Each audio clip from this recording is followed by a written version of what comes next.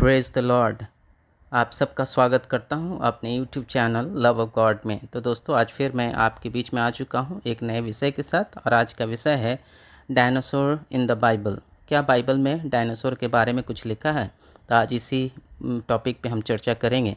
तो हाँ दोस्तों, बाइबल में लिखा है डायनासोर के बारे में, लेकिन बाइबल में डायरेक्ट ये शब्द नहीं आता है डायनासोर, क्योंकि जिस समय बाइबल की रचना हुई थी उस समय डायनासोर शब्द एग्जिस्ट नहीं करता था, लेकिन उसके बदले में और कुछ शब्दों से संबोधित किया गया है बाइबल में, जैसे कि ड्रैगन, लिवियाथन और बेहेमोथ। ये तीन शब्द मिलते हैं जो कि ये दिखाता है, जो डायनासोर की तरफ सूचित करता है। तो दोस्तों, डायनासोर जो शब्द है पहली बार जो साइंटिस्ट लेकर आए थे 1800 ईस्वी में, उनका नाम था रिचर्ड ओवेन। और ये शब्द जो आता है ग्रीक भाषा से आता है। ग्रीक में डायनो का मतलब होता है टेरिबल, और सॉरस का मतलब होता है रेप्टाइल। तो आइए दोस्तों, अब हम बाइबल की ओर चलते हैं और देखते हैं कि बाइबल में कहाँ कहाँ और क्या क्या लिखा है। तो इसके लिए मैंने पहला वचन लिया है यशायाह नबी की पुस्तक 91वें अध्याय का 9वां पद। तो आज मैं इंग्लिश ट्रांसलेशन पढ़ूंगा, क्योंकि हिंदी ट्रांसलेशन में थोड़ा अर्थ अलग हो जाता है, इसलिए मैं इंग्लिश ट्रांसलेशन पढ़ूंगा।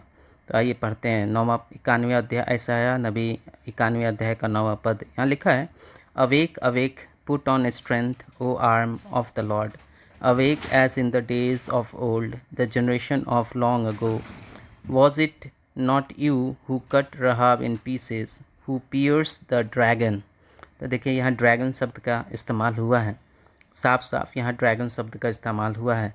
तो ड्रैगन मतलब कि उस समय में, उस काल में था, क्योंकि यहाँ साफ लिखा है कि तुम उठो, क्या तुम वो नहीं हो जो इसने ड्रैगन को भेदा था, है ना।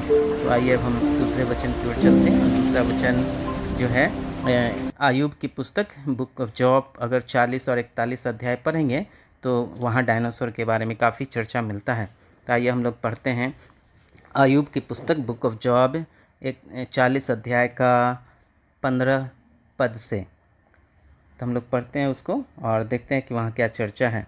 यहाँ लिखा है, Behold now, behemoth which I made as well as you, he eats grass like an ox। तो देखिए, यहाँ बेहेमोथ एक जानवर के बारे में है। परमेश्वर लिख रहा है कि उसे भी हमने ही बनाया है जैसे तुम लोगों को बनाया है, और वो क्या खाता है? वो घास खाता है।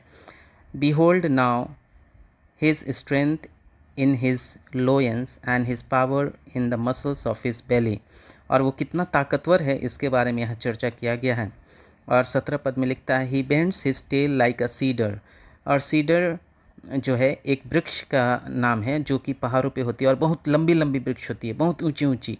और ये जो बिग वृक्ष है, इसको यहाँ तुलना किया है कि वो जो बेहेमोथ है वो ऐसा जानवर है जिसका पूंछ इन सीडर के पेड़ों के जैसा है, उससे तुलना किया गया है। तो जिसका पूंछ इतना बड़ा हो सकता है दोस्तों, आप अनुमान लगाइए कि वो कितना बड़ा होगा। और यहाँ साफ लिखा है कि वो घास खाने वाला है।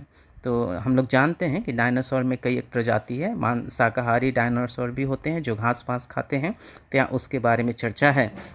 और लिखा है, his bones are tubes of bronze, his limbs are like bars of iron. तो कितना ताकतवर है उसके बारे में यहाँ चर्चा किया गया है। आइए उसी पुस्तक में और आगे चलते हैं और 20 पद से पढ़ते हैं। 20 पद में लिखा है, surely the mountain bring him food and all the beast of the field play there. यहाँ लिखा है कि माउंटेन्स मतलब पहाड़ों की जो भी चीज़ें हैं उसको खाता है और जानवरों को भी खाता है। Under the lotus plant he lies down, in the covert of the read and the Mars. तो यहाँ साफ साफ लिखा है कि वो किस तरह का। और अगर 23 पद में पढ़ेंगे तो वहाँ लिखा है, it if a river rages he is not alarmed, he is confident though the Jordan rushes to his mouth. यहाँ लिखा है कि अगर नदी भी बहुत तूफान में आ जाए तो भी उसको कुछ फ़र्क नहीं पड़ता उस जानवर को। अगर नदी, जॉर्डन नदी बहुत तेज बहे, बहुत बढ़ जाए, बहुत तूफान आए तो भी उसको कोई फ़र्क नहीं पड़ता उस जानवर को, इतना बड़ा है वो जानवर। Can anyone capture him when he is on watch? With barbs can anyone pierce his nose? यहाँ साफ साफ लिखा है कि क्या उसे कोई पकड़ सकता है, कोई उसके नाक में छेद कर सकता है, इतना बड़ा जानवर है। तो दोस्तों, और आगे हम पढ़ते हैं अय्यूब की पुस्तक 41 अध्याय का 19 पद से लेकर पूरा पढ़ेंगे और देखेंगे कि यहाँ किसके बारे में लिखा है। तो 19 पद में यहाँ लिखता है इस प्रकार से, out of his mouth go burning torches, sparks of fire leap fourth. अब ये यहाँ जो चर्चा हो रही है वो ऐसा ड्रैगन के बारे में हो रहा है जिसके मुख से आग निकलता है, क्योंकि यहाँ साफ साफ लिखा है out of his mouth go burning torches, उसके मुख से आग निकलती है। Sparks of fire leap forth, मुँह से आग फेंकता है वो। Out of his nostril smoke goes forth as from boiling pot and burning rushes, उसके नाक से जब सांस फेंकता है तो बहुत गर्म धुआं निकलता है, एकदम 100 डिग्री सेल्सियस का, इतना इस प्रकार से लिखा है। और 21 में लिखा है his breath kindles coal and a flame goes forth from his mouth, और वो जब सांस लेता है तो उसके मुख से सिर्फ आग निकलता है। तो आग वाला ड्रैगन के बारे में यहाँ चर्चा हो रहा है। और आगे पढ़ते हैं, 21 से 32 तक पढ़ेंगे और देखेंगे क्या लिखता है वहाँ पर। और लिखा है 22 में, he in his neck lodges strength and dismay leaps before him, और उसके गर्दन बहुत ताकतवर हैं। The folds of his flesh are joint together firm on him and immovable, उनके जो जॉइंट्स हैं इतना ताकतवर हैं कि उनको कोई हिला नहीं सकता। His heart is as hard as a stone even as hard as lower millstone, देखिए उनका हृदय कितना कठोर है, इसके बारे में देखा, कितना विशाल है, इसके बारे में चर्चा किया गया है। When he raises himself up the mighty fear, जब वो खड़ा होता है तो बड़े से बड़े लोग भी, योग्य लोग भी उससे डरते हैं। Because of the crashing they are bewildered.